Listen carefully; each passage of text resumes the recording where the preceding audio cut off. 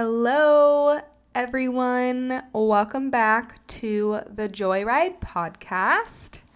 Welcome to episode 3. We've made it to 3 episodes. How exciting is this? And you know what? It's a Friday, and the last episode that you all listened to was with my best friend Casey. We recorded that on a Saturday, but my first solo episode was on a Friday as well. Something about this Friday energy that I'm just vibing with. But today's episode, something happened to me last night. This insanely vivid visitation dream that I experienced. And after I reflected about it today, I was thinking, the reason as to why I have such vivid, crazy, wild dreams is because I have, over the past few years, continuously worked on clearing space throughout both my mind, consciously and subconsciously, but also clearing space throughout my physical body. So this episode is going to be about how to clear space and the effects of clearing space and what it does. So before we get into this dream, happy Portal Day. Today is 7/7/7. You will not be listening to this on 7/7/7. Obviously, this episode, I'm not sure when it's going to come out, but within the next probably week or so. But it's a portal day, and I love a portal day. So 7/7/7 is that angel number in itself is all about luck. When I think about luck, I think about money. I think about abundance. I think of lucky girl syndrome. I think about like 7/7/7 and a slot machine in Vegas. That's what comes to mind. So today is a portal day. Great for manifestation. Great for just truly speaking whatever you want into existence, because your words construct your reality. So happy portal day. Now let's get into this dream. I didn't remember this dream until it hit me this morning, and then it was like a tidal wave of emotions. So let's get into it. I, on the regular, have very vivid dreams, and for the most part, I remember them. There are definitely a few mornings where I wake up and I don't remember the dream for some reason, but those are more like one-off situations. I pretty much remember my dreams all the time, and I'm like, holy shit, this was fucking insane. I can't believe I dreamed that. What the heck is going on? So I had this dream last night. My aunt, one of my mom's sisters, passed away from ovarian cancer. I want to say maybe like 7-8 years ago. It's been a long time that she's been gone. And in this dream, it almost felt like I was walking into a dinner party. She was there. My bubby was there. Bubby means grandma in Yiddish. And this is my mom's mom. She passed away in, I want to say, honestly, I can't remember the month. It was towards the end of last year she passed away. So I'm walking into this dinner party, and I see both my bubby, who very frequently comes to visit me in dreams, and just throughout the day, I'll get very vivid images of her. But it was her sitting next to my aunt. And I just remember walking into this room, like hysterically crying. I was so incredibly excited and happy to see my aunt that I just go running up to her and give her this huge hug, and I'm crying in her arms, and it was just the sweetest moment ever. And I can't remember much else, if anything else happened in the dream. I just remember like hugging her for the longest time and being so happy to see her. She looked so healthy and so young and so vibrant, and this very still image that I have of her was maybe a few years before she started to get really sick. So I had this image of her. My bubby was there kind of just like smiling at us, and it was just such a sweet, sweet moment. So I have this dream, and then I wake up and I'm doing my whole morning routine, and how do I explain this? Throughout this whole journey of me diving deeper into discovering who I am and really getting to learn what my physical body gravitates towards, there are pretty much throughout every single day, there are moments where it's like I don't understand. My mind is trying to understand why I'm feeling pulled towards certain things, but it can't.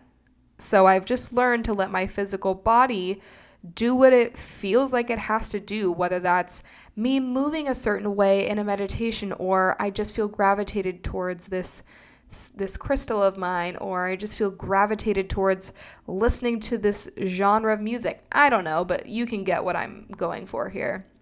So I am not really big in like putting my manifestations into a crystal or a rock that I have. I've really learned that my voice is incredibly potent and super powerful when it comes to really constructing my reality. So I really rely on my voice for my manifestations and for calling in exactly what I want my reality to look like. But I just gravitated towards picking up this one crystal of mine. I don't know too much about crystals. I'm more so like, if I am in a place that sells them, I just go off of what I'm feeling and I buy it and I take it for what it is. So I picked up this stone this morning that's like, it's like a super dark navy, almost kind of like a black, and it has a bunch of like glittery, shiny aspects to it. So I picked it up and I just felt like I needed to have it with me when I was sitting and doing my meditation this morning. And when it comes to my morning meditation, I go through phases where I try to challenge myself in the sense of like, okay, Kundalini breathwork has been something that I have now discovered within the past month or so, and I've been loving it. It is a way for me to really release this pent-up energy that I feel and that I cultivate overnight. A lot of times I wake up feeling fearful or anxious or stressed. A lot of times it's about my money situation. Now that I'm going full force and fully working for myself, I wake up a lot of mornings having a lot of anxiety, and I'm like, holy fuck, what's going on? I just have to move this energy out of my body. So like I just said, I'll sometimes try to challenge myself in terms of, okay, I'm going to do Kundalini every day or Joe Dispenza every day. But when it comes down to it, I'm just not, I don't know if it's the lack of discipline in me because I have an undefined ego. Like I just can't get myself to do something just because I said that I was going to do it. And I really envy people who are like that, but it's more so like, bitch, what do you need today? So this morning, I just felt really called to be singing, to be chanting, to be moving my body. I just felt like there was something that needed to come to the surface that I just hadn't quite discovered what that was yet. And that was the dream because I woke up and I didn't remember this dream. So anyways, I'm in my meditation, I'm singing, I'm chanting, I'm moving my body, I have my crystal. And then I go in my kitchen, I make my morning coffee, and I'm sitting, and I think I was scrolling on Instagram after I did a little bit of reading. I had my morning routine, and all of a sudden it hits me like a fucking tidal wave, this insanely clear image of my aunt, my bubby, and my dream, and I just break down. Like, I was just thinking, I think last night, I haven't had a good cry in a while. And sometimes the emotions that I'm feeling inside after I've hit this state of clarity, and these emotions need to be released through my physical body, I'll just have days where I'm like crying out of nowhere and I'm sitting there. Sometimes I'm laughing like, why am I even crying so much? I don't understand. Or a lot of times I'll be sitting in a nightly meditation listening to just like some good frequencies, or I've been in a Joe Dispenza meditation, or I'm just simply sitting on my couch, and all of a sudden it's like this rush that takes over me, and all of a sudden like the floodgates have opened and I'm releasing so much energy through me crying hysterically. And a lot of times I do laugh to myself. I'm like, holy shit, like you just had a lot of pent up emotions that you had to release. So anyways, I'm sitting on my couch and all of a sudden I'm flooded with this dream and the images, and I am overcome with emotion. I just simply can't stop crying. And what I was processing through sitting on my couch, really getting these very strong visuals of the dream was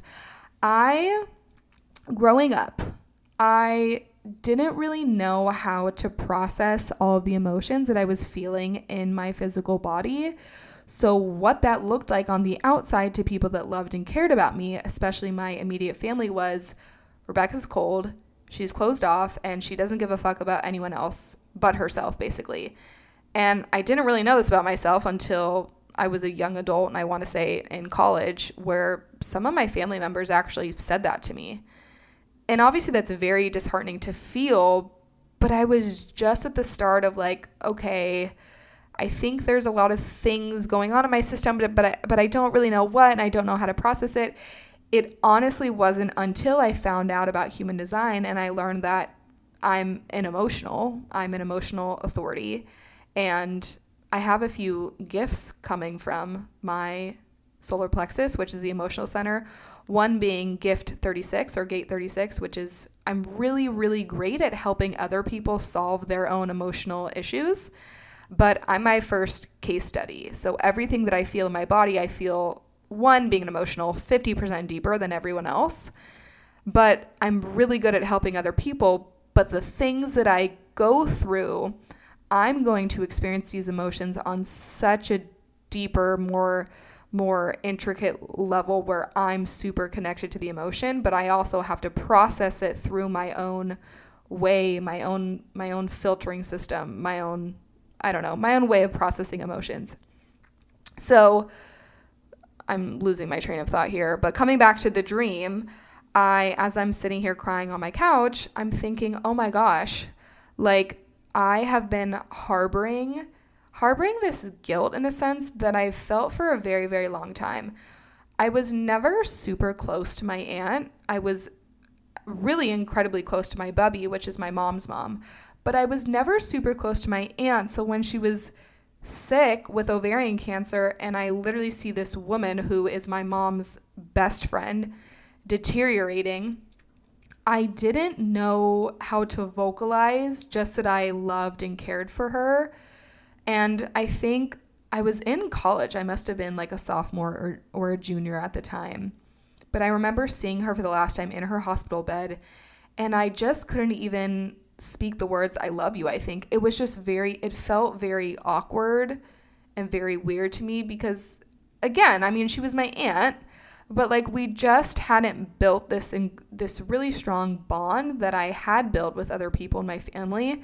So it just felt kind of weird to me at the time. So I remember writing her this card, and I'm a big card letter type of girl. Like if you know me, you know that I will write you a beautifully handwritten card for your birthday, for Father's Day, Mother's Day, whatever the celebration is. I just love a handwritten card.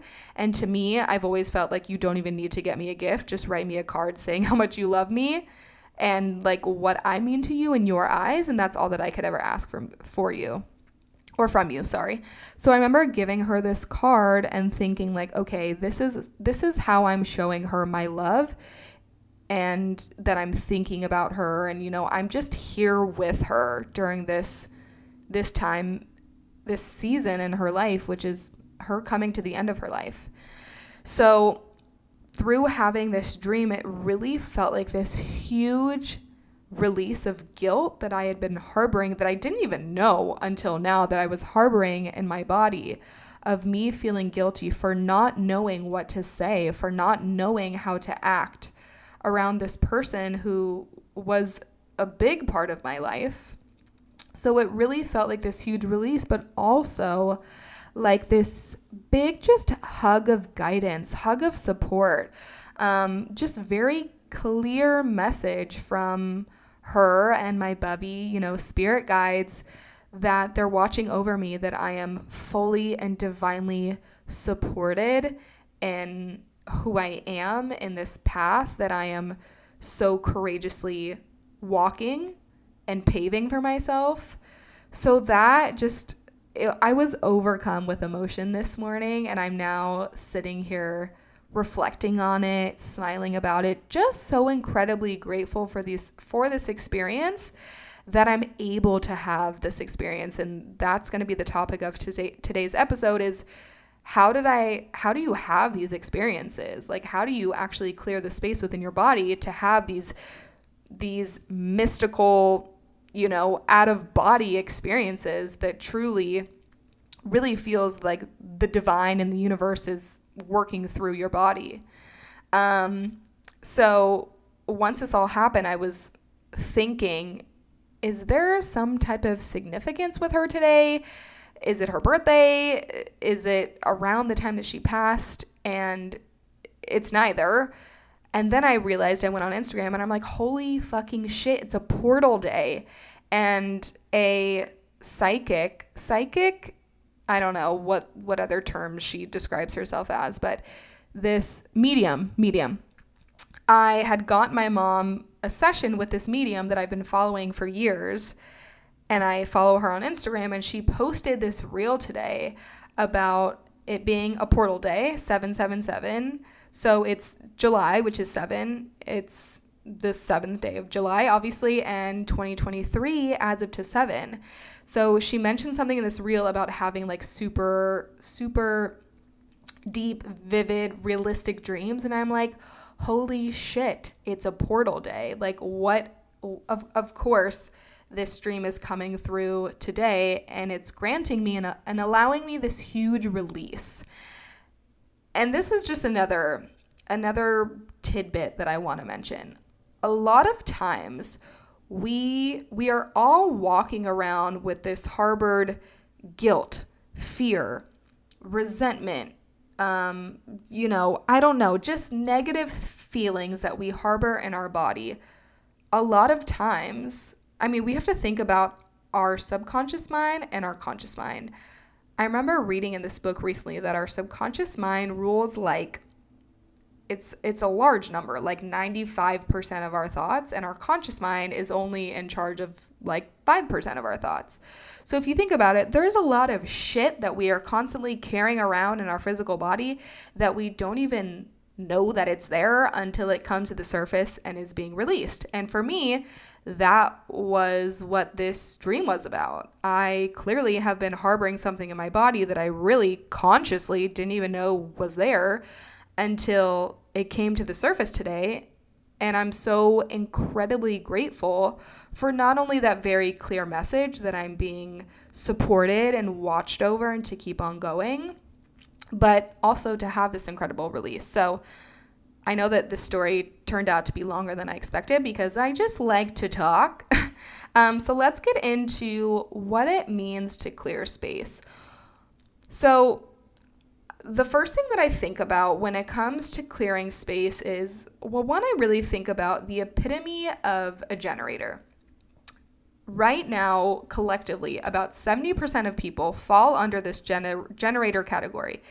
Generator as in the number one, the most common energy type in human design. So you have generators and manifesting generators. I'm a manifesting generator. If you are a generator, you have your sacral defined. So the way that we make things happen in life is to respond. How do you respond to life? You first need to clear the space. And I truly, truly, with every fiber of my being, this experience that I had of this very intense dream last night, I believe that everyone is so capable of connecting to the divine, of experiencing these very mystical, out-of-body, otherworldly, divine experiences in life. You just haven't cleared the space to do so. Like, everyone's so incredibly capable of experiencing the true magic of life where you literally feel like the universe is being worked through you. 'Cause I have. And it's pretty fucking magical. So how do I do that? What are the things that I consciously do in my everyday life to continue to clear this space? The number one thing that I just think, like, people, I don't know, when it comes to anything mystical, spiritual, I feel like people just so easily kind of jump over the physical body and they go straight into like mental work and meditation and breath work and all that, which is fabulous, all things that I do. But when we're talking about clearing space from a foundational aspect, to me, the number one most important part of this pillar, I guess you could say, I'm envisioning like the food pyramid triangle. At the bottom, the root here, the foundation, is your nutrition. I remember going gluten and dairy free, both. I've been dairy free ever since college, but once I started working with my holistic practitioner back in January of 2021, I remember the first 2 weeks where I went fully dairy and gluten free. And I remember calling my mom and saying, I'm in fucking outer space. Like the clarity that I experienced, my mind felt so clear. I was like, what the fuck is going on? And I'd never been someone who felt like, oh, I experienced major crashes throughout the day. I'm experiencing brain fog. But as the months went on and I continued to be dairy-free and gluten-free, I knew that I experienced so much clarity, not only in my physical body, but in my mind as well. And these feelings truly made me feel like I was living on another planet, because every day I not only had so much energy, but I just felt so insanely connected to myself. And I've continued to live that lifestyle. I now eat dairy here and there, like on the weekends when I really, really want it. I pretty much only have gluten on a very rare occasion. Again, when I really, really want it. But there were months at a time, like many, many months at a time, where I was fully dairy and gluten-free. And the space that you feel within yourself, it kind of is like a double-edged sword. It was the 4th of July the other day, and me, Matt, and Casey, who I just had on the podcast, and Matt is her husband, stopped at Andy's Frozen Custard on the way home, which I had never had it in Texas before. I've only had it in North Carolina when I go home to visit my parents. It's a dessert. It's full of sugar. It's full of dairy. It's so fucking good. But like my skin yesterday just blew the fuck up. And this is what I mean when I'm talking about clearing space. My body and my mind, but especially my body, is so used to being filled with nutritious foods and not intaking the shit and the junk, that when I do have something like candy or chocolate, or I don't eat fast food, but like a dessert like that, or a ton of dairy, gluten, whatever, it's like, oh yeah, we're going to make ourselves known. And it does. Like I see it in my skin. And a lot of times, I was just telling Casey the other week, where I feel like I've experienced this new turn, I guess, where for the longest time, every time I would eat gluten, I would get, and this is why I started working with a holistic practitioner, I would get the most insane cystic acne pimples, where if you've never had cystic acne, which I never experienced until I got off the birth control pill, which I will be sharing about that in another episode, because I could just rant and talk for days about that whole experience. But anyways, I'd never experienced cystic acne, and every time I would eat gluten, the pimples that I would get were so excruciating and so painful. Like sometimes I would go to lay down on my pillow and I would just scream because they hurt so bad. So I finally feel like I've turned a new leaf. Am I making that up? There's definitely a saying like that, something like that. But now, because I eat this food so seldomly and I've cleared so much space within my system, that I rarely get those breakouts like that anymore. But when I eat sugar and the dairy, it's like my skin, just like little whiteheads and stuff, just blows up. And I can very clearly see it in my body. So nutrition is the most important aspect and thing that you can do to constantly be clearing space.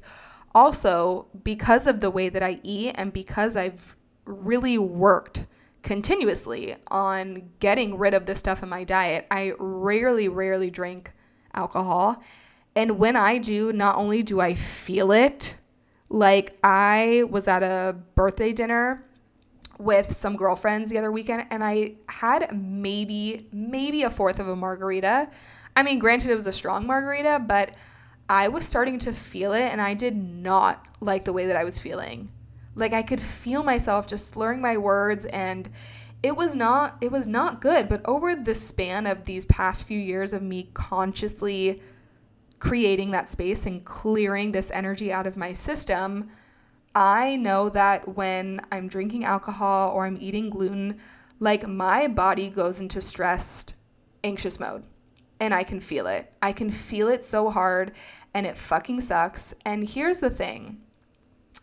When you aren't used to feeling good all the time, you think that this is the norm.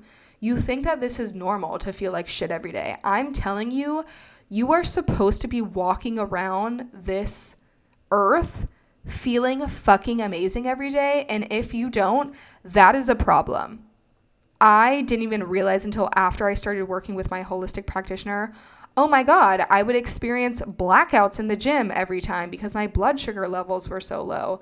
Like some days I would be randomly bloated and some days I wasn't. I used to experience horrible sleep apnea, which only like obese men experience, because I had so much internal stress and anxiety. Like there were so many things, my skin, just things that I had deemed as being quote unquote normal, until I actually started to really be so incredibly conscious and work with someone who, you know, this is what they do for a living. I work with a practitioner who does something called muscle response testing or nutrition response testing.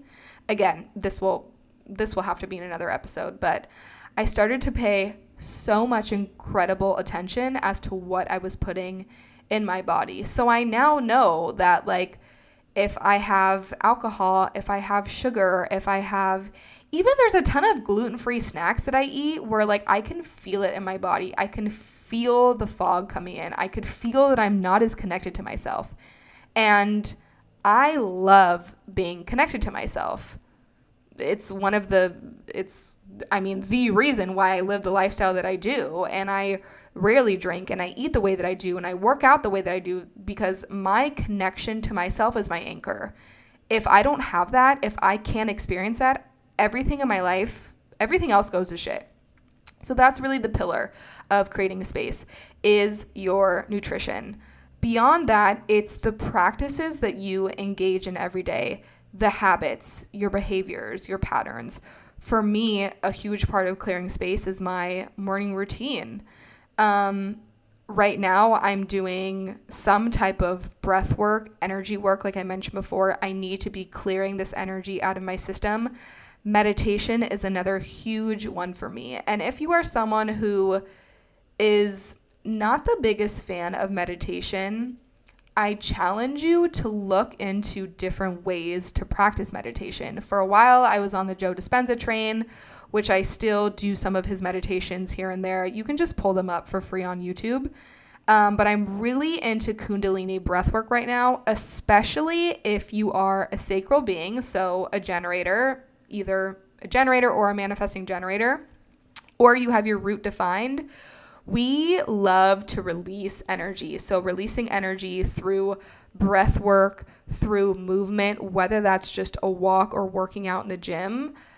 Another way for me to clear space personally is by working out. That is also probably one of the top 3 ways that I feel the most connected to my body. For me, it's really like everything physical, my nutrition, my movement, and obviously I think my emotions is probably the third thing that comes to mind when I think about how I've created such a strong connection to myself. But movement.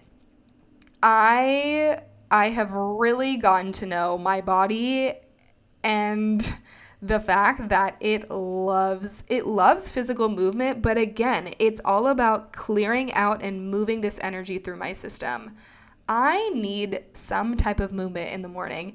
If I don't, I feel, one, I'm just a bitch to myself. I'm a raging fucking bitch to myself because the rest of the day, I can't even focus on the creative work that I have ahead of me for the day because I'm so sidetracked and like my brain is just focused on, okay, well, what time are you going to work out today? Like, what if something else comes up? It's just, I start to spiral and then I'm just mean and nasty to myself and it's not good.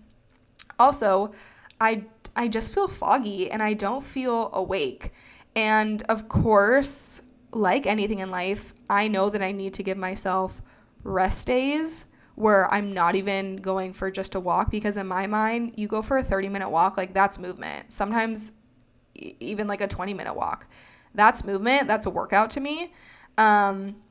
So yeah, I feel like when I'm not moving my body first thing in the morning, I just feel off. And again, it's all coming back to creating space.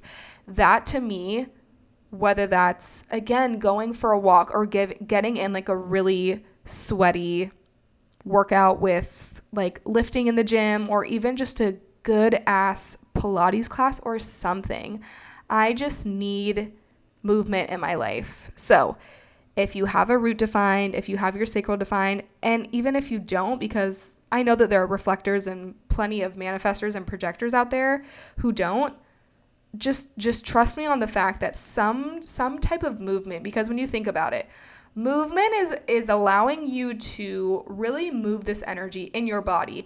Energy, emotions, feelings, anxiety, stresses, fears, doubts, whatever that is, it's either coming from you. So think of it as any energy center that you have defined in your human design chart. That is what your body wants to move out of your system. But if you're on the opposite end of that, maybe you need to be moving through fears, anxieties, stressors, doubts, whatever emotions you're feeling and harboring within your body, but those aren't coming from you. So that is when the open centers in your human design chart come into play. So whatever your chart looks like, open centers, closed centers, just know that movement and breath work and releasing this energy is so vital for you to be operating in your highest alignment.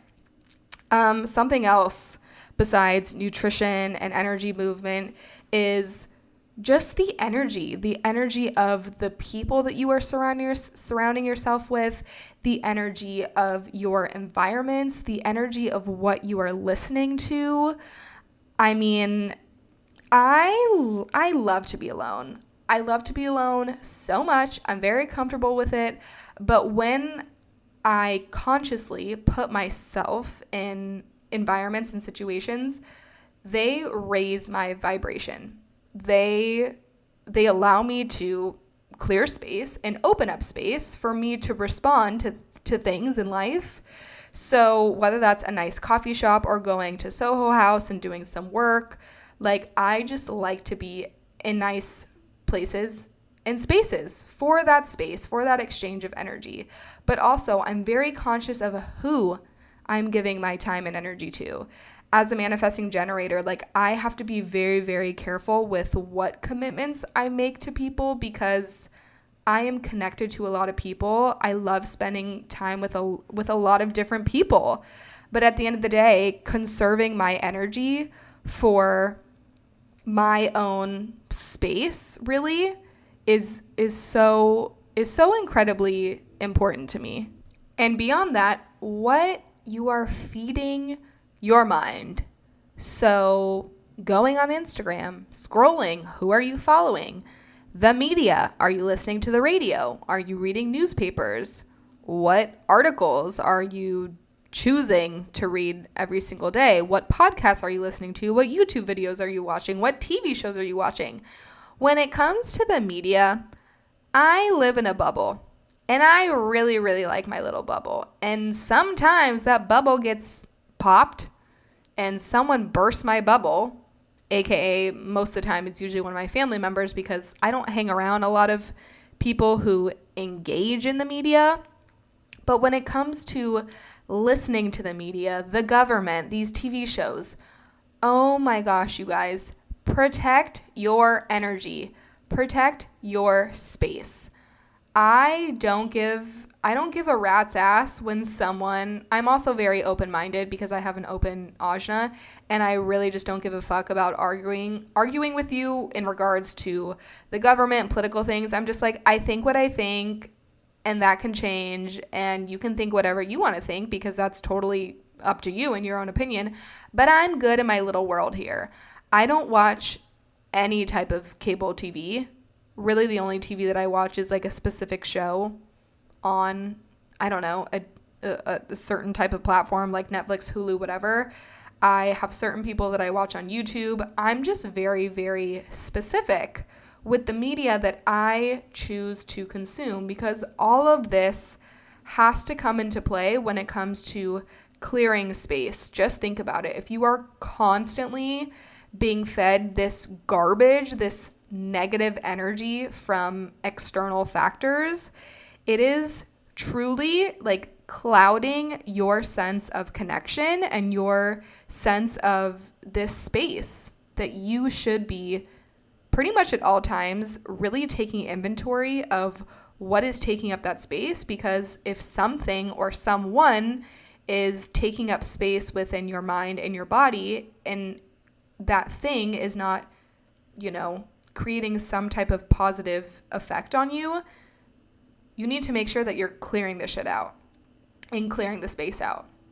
So to kind of wrap all that up, the main things that I do on a daily basis is not engaging in the media and consciously choosing what I am engaging in, my nutrition, my health, my wellness, and really living from a very, very holistic stance. So my nutrition, movement of energy through breath work, through kundalini, through singing, through chanting, through using my voice, through my physical movement, through walking, through working out, through yoga and stretching, Pilates, lifting weights, whatever I'm feeling on a certain day, but making sure that I engage in moving my body so that I can clear that energy on a daily basis. And then being incredibly conscious of the spaces that I am choosing to put myself in and the people that I am allowing to come into my world and to come into my space. So yeah, I think that's all that I have for you today because it's almost 4:30 and I now have to go get ready to go meet a friend for dinner. But I wanted to make sure that I shared this story about the dream while it was fresh in my mind. And also because it's a portal day. It's 777 and I just have been wanting to share this idea about curating and keeping that very sacred space that each of us have within our body. Because again, within that space comes the true deep connection, which is really our anchor to ourselves. So that's all that I have for you today. Thank you so much for choosing to listen to this podcast and for tuning in to this third episode. And I will see you in the next one.